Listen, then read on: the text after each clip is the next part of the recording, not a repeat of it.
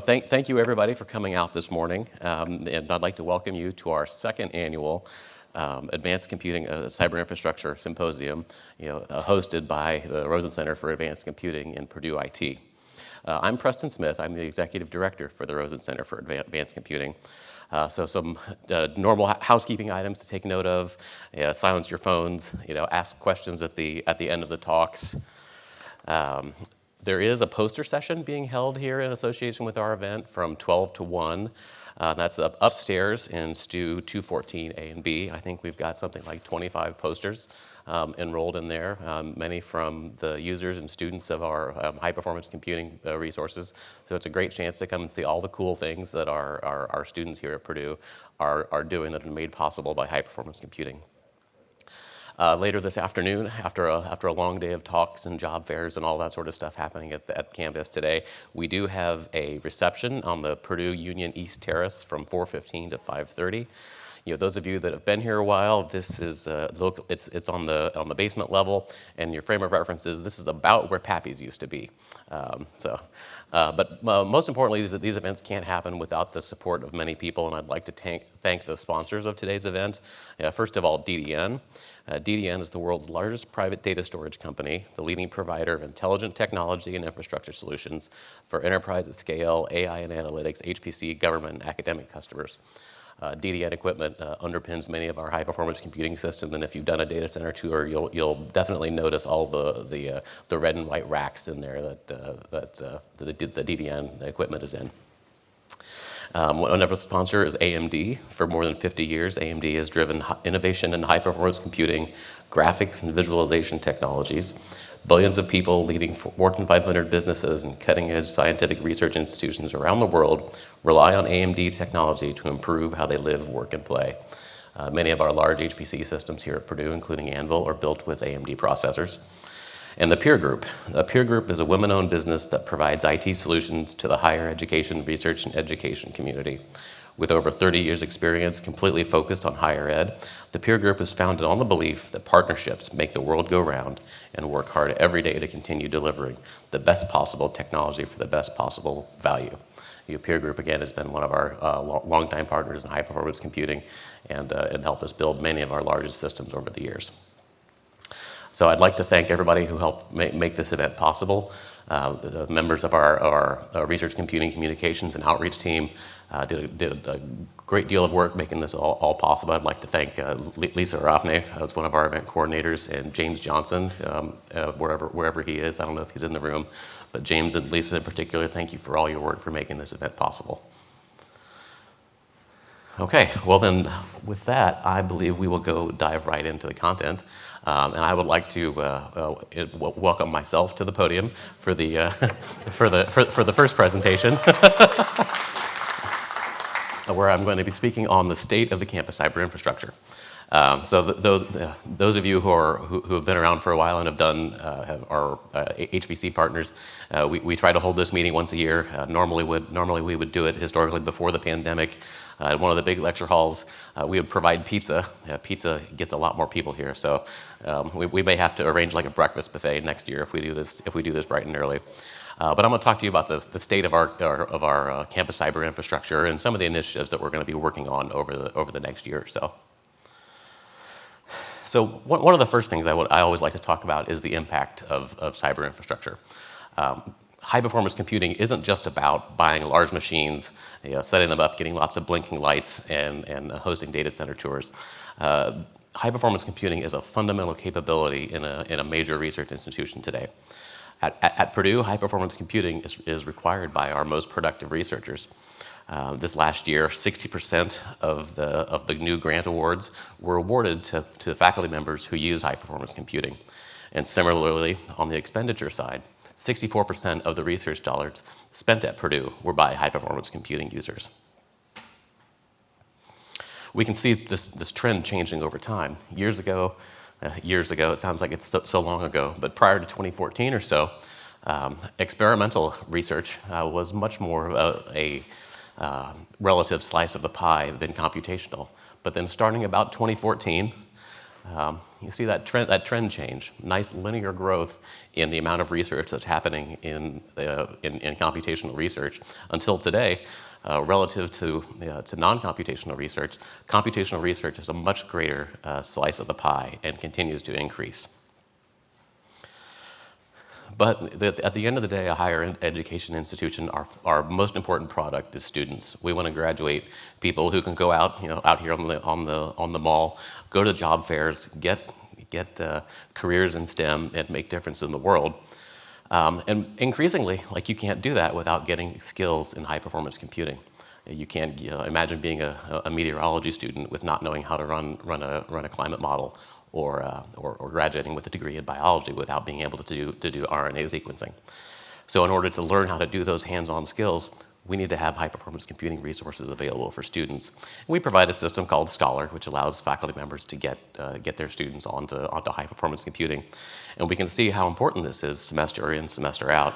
And then during the last academic year, we had 167 courses, all using HPC during their coursework, and that impacted over 3,000 students during that academic year alone. There we go. One of the things we hear anecdotally when we talk to faculty is the quality of high-performance computing resources at a university figures into their decision on to what, if I take my assistant professor job at a place with great cyber infrastructure and one without, where will I go? And that quality of the cyber infrastructure figures into that, both from recruitment, and retention. This is a chart that I stumbled across a couple years ago, where we can see who uses HPC evolved from their rank. You can see in 2012, when we built our Carter system, the people who used HPC were full professors. They were named and distinguished professors. They were the ones doing all the cutting edge stuff where HPC was so important. But then you fast forward to 2020, where we built our Bell system. That curve looks a lot different. Assistant professors are over half of the users of the high performance computing systems. So this tells me a lot that new faculty members graduate with their PhD and their postdoc, take that first faculty job, and those HPC solutions are absolutely critical for them to be successful. That first day in the job and getting their academic career rolling. I will note that Nagishi, our current new system, it was dedicated in February, March of this year, so it's not yet seen a fall faculty recruitment cycle. So I'll be very, very eager to see if 2023 data looks a lot like Bell. But at the bottom line, for how much it costs to run one of these HPC centers, we sit in Purdue IT, the central IT organization, and for less than 9% of the total IT budget, in FY23, we serve the faculty that were responsible for 63% of the research expenditures, $363 million. And that's a 48x return on Purdue's investment. So every CFO in the world loves to see numbers like that. I spend $7.5 million of general funds, and I get $363 million of return. They'll take that deal every day. So moving on to the cluster program, the status of community clusters. There we go. So this is a chart that shows the usage of our clusters over time. This goes back to 2015, which was just shortly before the deployment of our RISE system. So you can see the growth over time. Some of our early systems, Carter ends its life, Conte ends its life, on and on, with these bands all looking pretty consistently. But then, holy smokes, the blue pile gets really big there. That was Bell. This is when nodes started going from 20 core nodes, 24 core nodes, all of a sudden to 128 core nodes. So 24 hours times 365 times 128 makes a much bigger area there. You can see here, there at the end though, at roughly the end of 2022, you see a dip there. Halstead did retire after 6 years, but there is a big bit of a drop there. So I do want to take a brief sidebar to talk about that. So many of you are probably Bell users. So you no doubt recall we did have some challenges during 2022 and early 2023 with Bell, with keeping capacity there. Through fall and winter, we did have some challenges with our nodes having cooling leaks, and you can see some of the pictures of what that looked like. Nodes would spring a leak, douse all their friends in the rack, create some pools in the floor. But by the end of the day, thanks to our partners at Dell and Cool IT, and all the hard work from everybody in our HPC team, the data center group, and even volunteers. I know some of our communication staff learned how to replace heat sinks and switch out node hardware. We got everything remediated. Bell is back at full capacity and delivering science. So particularly everybody who is a Bell partner, I appreciate your patience during this time period, and getting that back up and going. These pandemic built computer hardware, that's definitely a challenge with the quality control there. The cluster program, like I said, is widely used by faculty all over. We started off at about 2025 with, I think, 5 faculty member partners from high energy physics, ECE, MCNP, and Earth and Atmospheric Sciences. Now we have over 230 faculty partners from every academic college. You can kind of see the breakdown of who is using these. At the top, it's exactly the type of people you would expect to see at a place like Purdue. But down towards the bottom, it gets much more interesting. So non-traditional users of HPC, psychological sciences, ag econ, mathematics, economics. Everybody these days increasingly requires access to high-performance computing to get their work done. Some notes on the cluster program. Our Brown system we deployed in 2017. It got a mid-year extension of life and operated for 6 years, and it's slated for retirement here in November. So those of you who hear Brown, if you've not already gotten some messages on that, I would expect that you will be shortly. Brown has existed for its entire life in a pod modular data center there. So if you've ever seen one of that, it's literally a shipping container that was converted, by a manufacturer. HPE produced these to serve as a data center. So that pod modular data center will get cleared out, but it's not all for not a greater good, because that ground where those are sitting is going to become a spot for a chilled water tower for campus, which I am definitely a big proponent of chilled water, because that will make our supercomputers able to go in the future. So Negishi is our new system that we deployed earlier this year. It's named for Nobel Prize winner Eiichi Negishi. So it is built for primarily CPU compute, 460 AMD EPYC compute nodes. Entered production in March 1st, and here in September has already taken on 94 faculty partners from many departments around campus. AI is certainly a thing, and I know our speakers later today are going to be talking about AI. But Gilbreth is our community cluster that is optimized for AI. So we built this initially in 2018, and it's grown over time. It's now up to 331 GPUs. We added over 100 new GPUs in FY23, providing over 32 petaflops of single precision tensor core performance in aggregate. When I was updating the slide last year, this was one stat that I actually surprised myself on. When I gave this talk last year, we had 74 faculty partners in Gilbreth, which I thought was a resounding success. But when I updated this numbers this year, we're up to 148 individual faculty partners using Gilbreth, which I do have a homework item that I need to look at where are they all coming from. But a doubling of faculty partners using Gilbreth to do AI research I thought was pretty staggering. It does have a 2 or 3 petabyte file system that helps power all that AI research.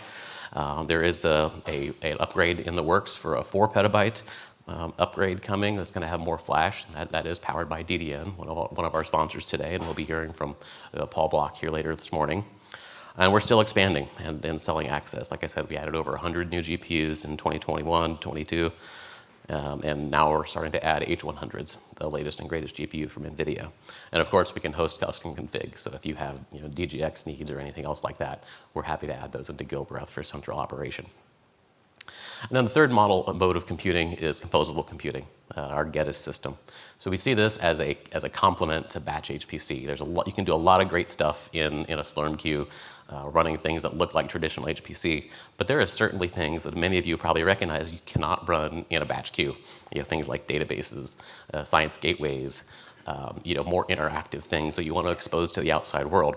So Geddes is a Kubernetes cluster funded by a couple of NSF awards down here at the bottom that enables all these things to be possible. And you can see kind of a list of the type of applications that are on there. We've got interesting things like analysis facilities, Jupyter hubs, databases, and then other unique type of instances. So we've got functions as a services, we've got APIs, we have machine learning classifiers that somebody can hit just as a, as a function directly.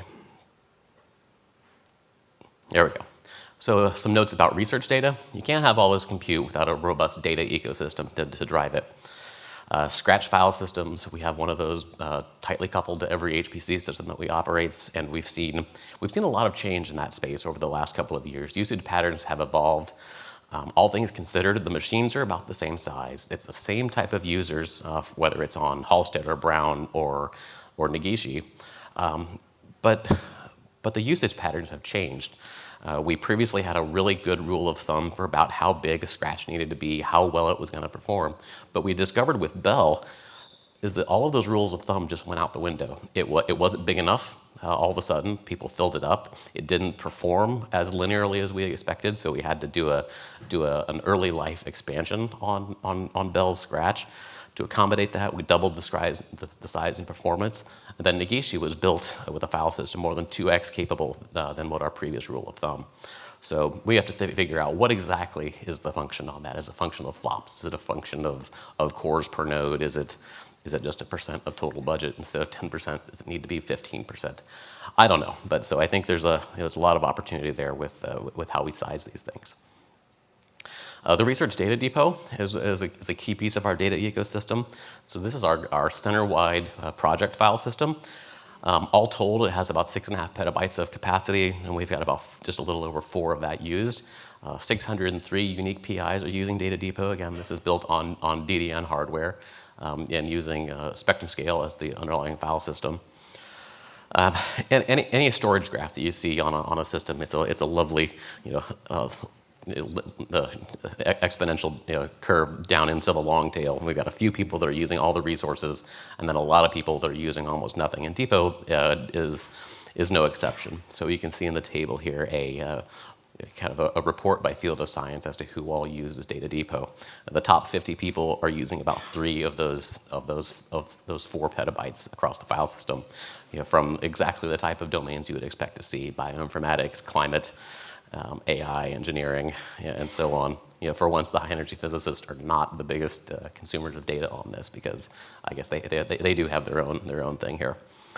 2025, we do have plans in the works for a Generation 3 refresh on Depot. So if you're a Depot user, expect to hear from us just to gather some requirements, making sure that Depot is meeting your needs in terms of capabilities and performance. As I was updating this chart, this I thought was kind of remarkable. You can see here the network throughput for the last quarter. Yes, that is actually true. The Depot is sustaining 12 gigabytes per second across the entire file system on reads, and 9 gigabytes a second for writes, with burst over 20 and 18 respectively. So, for something that we think is a kind of our medium capability file system, I was kind of surprised about the steady state load that we do deliver with Depot. Data transfer. If you've got large file systems, you've got to get your data in and out here. And these are some usage plots of Globus, which is the data management, data transfer framework that we use on all of our systems. We've had 2 consecutive years now where we've moved 11 petabytes of data with Globus, and averaging just under a petabyte and 184 unique users per month. The archival tier is very important. Fortress, the tape archive, we've been running since the 90s here. I just changed the axis on the plot here to a log axis because it had gone into such a long curve here with on a linear plot that you kind of lost all sense of scale. But we're up over 40 petabytes of capacity stored in Fortress today. Using 18 terabyte LTO9 tapes to get the most bang for buck in terms of how much capacity per dollar. But now we're starting to have some interesting conversations with our colleagues in the libraries. When you have archive from the HPC Center point of view, you have large tape libraries, which is where you put lots of data and you have no idea where any of it is. But when you take archiving from the librarian's perspective, you have maybe not as much space, but you have fair data. You can find it. You know where it is. You can reproduce it. You have metadata about it. So if we can bridge the world of archiving from the librarian's perspective with the scale of archiving from the HPC perspective, I think we'll have a killer application for Purdue researchers. Then export control. Purdue has some strategic initiatives in national defense, and computing is going to be very important for that. Today, for export control data, all of our community clusters can support research covered by EAR. Our Weber cluster supports ITAR and controlled unclassified information with the subject NIST 800-171. We did upgrade the Weber system earlier this year with nodes that are equivalent to Negishi, and the cost model is exactly the same as on our fundamental research. So if you're a PI, you know that you need to budget the same thing for compute, whether it's controlled or not, and then you just land in the appropriate system based on the contractual terms that you have. And I am pleased to say that they're in the red. One of our big gaps in our controlled unclassified ecosystem is like, well, it's great we have an HPC system, but do you have a thing I can use Microsoft Word on? Yeah, I know, I heard some chuckles there, but apparently that is actually probably more important than your high-performance computing environment. So we have worked very closely with some of our faculty colleagues and some vendor partners on getting a Windows environment stood up so that we can do those day-to-day things to let you be productive in the controlled unclassified space. On the biomedical space, we do have a HIPAA-aligned data analytics platform that we operate with Regenstrief. Negishi has a smaller file system on there built on DDN exascaler that's configured to support dbGaP data. So we can put human genome data there from NIH. And there's an archival tier for that dbGaP data in the works as well. So I think there's a lot of opportunities for new partnerships with life sciences faculty. Whenever we have these cluster town halls, one of the things everybody always wants to know is like, what's the next system going to be like? You got to weigh that balance. Do I need to invest my research dollars, in the machine that we have on the floor today, or if I wait just a little bit longer, am I going to get a way better value for my buck for the next system? So we do track this over time. We have a really good sense as to when a machine is going to be sold out and when it's time to invest in the next system. This has gone back to before when the Steel system was deployed in 2008. And we know that pretty consistently we can sell out a Purdue-sized HPC system in about 15 months. So about 15 months after Negishi was deployed, about midsummer of next year, we know that it's going to be time for cluster 24 to be deployed. So we are working on that. So one of our motivations with this, Ian Hyatt, our CIO, is not able to be here. He would have done the welcoming normally. He's off meeting with the Big Ten CIOs right now. But he says to me as it's time to build our next system, he's like, we should make a big splash with our next system. And I said, great, Ian, I can do that. We can probably build something probably in the top 150 in the world. And he says, yeah, we've already got one of those. How about top 100? So and then we have to ask the question as we talk with our RCAC team, if we wanted that machine to be a top 100 system, what does it look like? Those of you who are familiar with the top 500, it's an annual list, twice annual list, where they run a single benchmark on systems and rank them, in order from fastest to slowest. But given the density and the number of nodes we want to do, there's no way we're going to be able to do that without using lots of accelerators. So cluster 24, this year we're actually ahead of the game. We're not naming it last, we're naming it first. We have identified the namesake for our new system. It's going to be named Gauchi. This is in honor of one of our founding CS professors, Walter Gauchi. Those of you who are on campus, you may have heard that CS is starting to talk about their 60th birthday as the first computer science department in the country. And Dr. Gauchi was one of the founding faculty members on them, and he is still around on campus. I think this is a photo of him at just a month or two ago, maybe during the summertime, attending a CS birthday party. So we are in the procurement process on the system right now, with configurations out to bid, so I don't have a lot of details to say about the actual system yet. The known parameters, we know how big it's going to be, we know how much power it's going to take, and we know where we want it to be.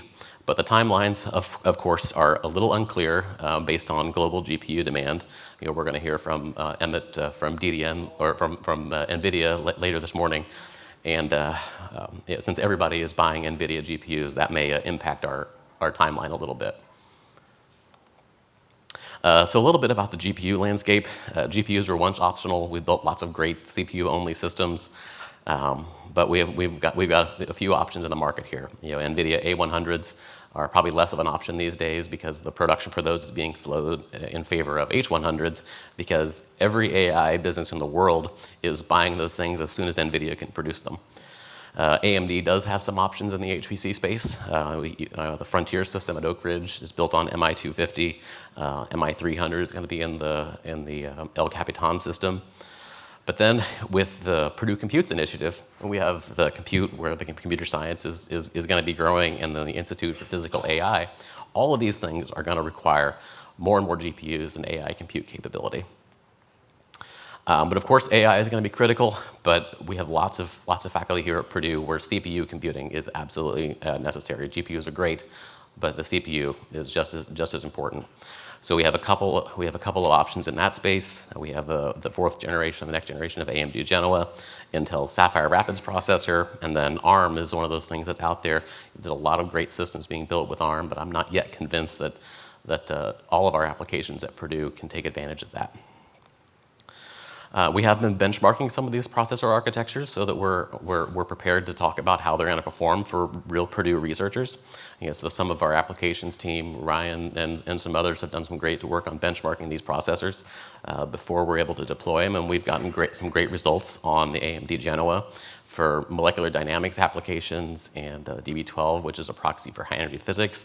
We see a lot of growth there. Higher is better on this one. The WRF for weather, it's also faster, and this one lower is better.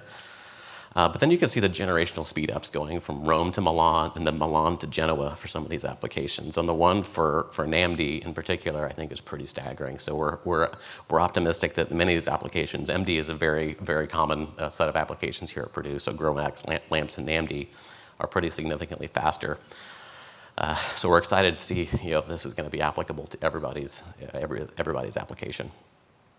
So that's good news about AMD, but what about Sapphire Rapids, Intel's latest offering? We have not had access to a Sapphire Rapids system, so we don't have any benchmarks that we've run, but our colleagues at the University of Utah have done some, so if you're interested in seeing that, I do have the URL here that you can browse to that. But we can see that a Sapphire Rapids node is about 20% slower than the single processor AMD node. There we go. New initiatives for 2024. So what else are we going to be working on here in the cyber infrastructure around campus? I'm not gonna steal Carol's thunder here, but here later today, Carol Song will be talking about our Anvil system and some of our research software engineering efforts. So if you're not familiar, Anvil is our NSF-funded system that we operate for the Access program and provide access to these resources for researchers across the country. We're working on some plans for renovating our math data center. The HPC data center, as we talk about how the university needs to prioritize, the data center anymore is as much of a research facility as a wind tunnel or electron microscopes. Purdue has made a lot of investments in the aerospace area, has built new wind tunnels and has expanded our Zucro labs. But we'd like for everybody to be thinking about the HPC facilities as much of a research facility as those. So we're opening up some space inside the data center now. We're going to be knocking out some walls there in the math ground floor hallway. And if you ever get down there, there was some new graphics that were installed, I think, just in the last couple of days. I got some photographs there. So definitely stop down there. You can see a retrospective back through the history of computing since the 1960s. Photos of old systems that were around, and then there will soon be some here on the 2000s. Thanks to Katie for all of her great work on getting all that done. I think that's going to be very exciting. So the long-term vision here is that we will be able to go down that ground floor hallway and have a glass wall where you can see into the data center, see all the cool systems that we have in there, and parade our dignitaries through campus and see all the great facilities that we have for Purdue Research to use.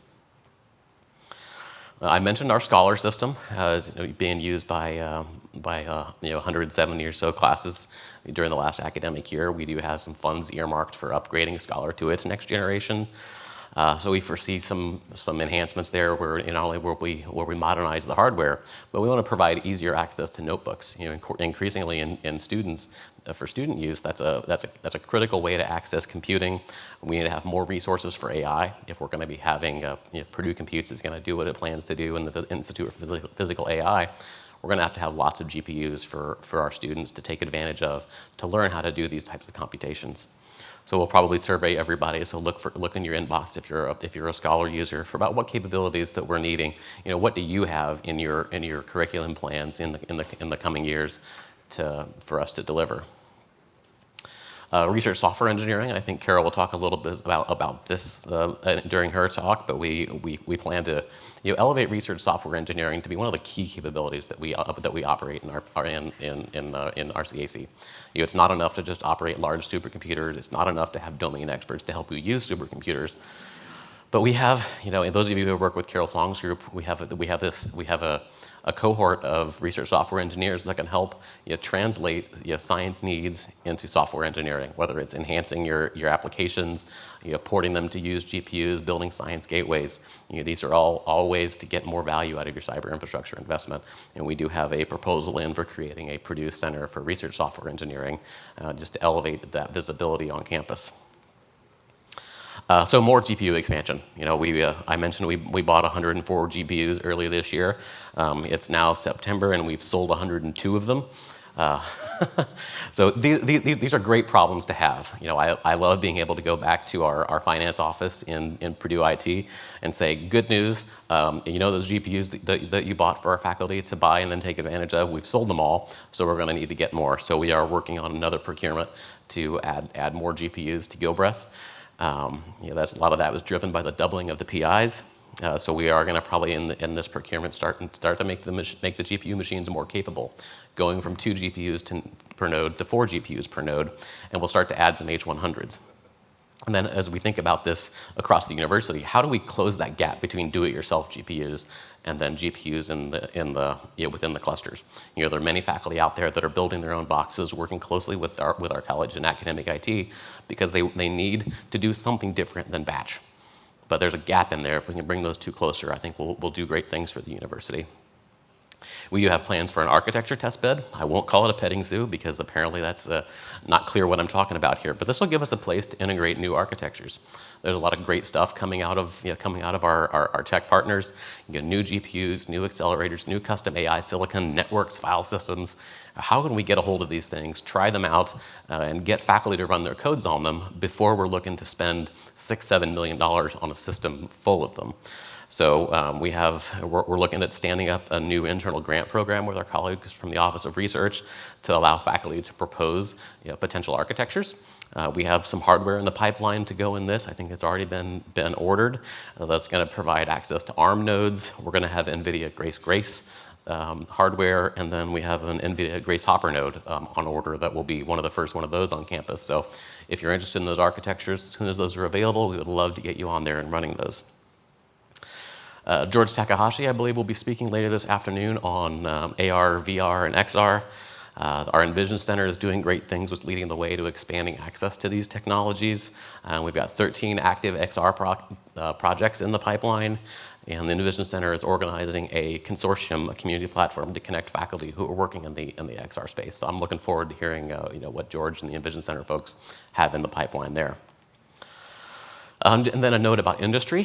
This is a new initiative that we've started off this last year. We hired Paul Branham, who is here in the back. Hi, Paul. Who is working as a business development person to help provide access to all of our high-end HPC systems, including Anvil, to Purdue partners and industry. Many of you who are faculty members have industry people that you work with. Maybe they're in aerospace or manufacturing or agriculture.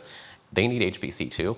How do they solve that problem? So right now their choices are to build HPC themselves, which may not be their core competency. They could light money on fire and go to the public cloud. Or Perhaps they already have great partnerships with Purdue. They're doing grants with you. They're hiring your students. This great menu of value that you can get out of Purdue. So we would like for our high-performance computing resources to be just another thing that you can get out of another value that you can get out of partnering with Purdue. So a lot of great reasons why they would want to come up with that. So if you have industry partners that you work with that you think this might be valuable with, definitely let's connect with Paul. Paul will be around all day and up at the poster session and the reception. We'd love to help your industry contacts. Quantum. Purdue has a great quantum science and engineering institute with a lot of people doing great stuff in quantum.